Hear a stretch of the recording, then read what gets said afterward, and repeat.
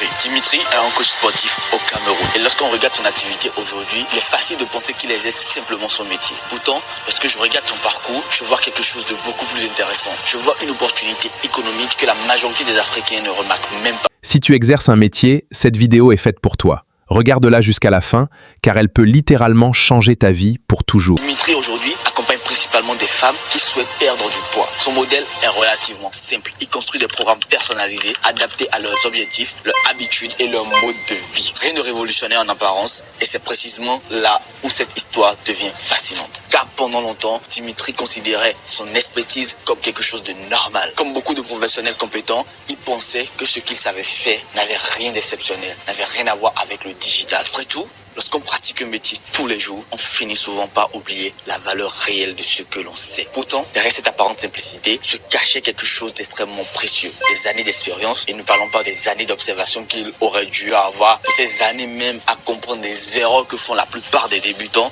des années à comprendre pourquoi certaines personnes réussissent à perdre du poids alors que d'autres échouent. Pour faire court, Dimitri avait accumulé ce que je vais qualifier ici d'actif, et plus précisément d'un actif invisible. Et devinez quoi? En accompagnement, lorsque nous avons structuré tout ceci à travers donc ce que je vais qualifier ici d'un produit digital, son activité a généré plus de 3 millions de francs CFA de chiffre d'affaires en seulement un mois grâce au business model des produits et services digitaux. Ce qui me fascine dans cette histoire, vous l'aurez bien deviné, c'est loin d'être le montant. C'est ce qu'elle révèle. Car Dimitri n'a pas changé de métier. Il n'a pas inventé une technologie révolutionnaire. Il n'a pas créé une start-up financée par des investisseurs. Il a simplement appris à transformer un savoir qu'il possédait déjà en une valeur que le marché pouvait comprendre, percevoir et acheter.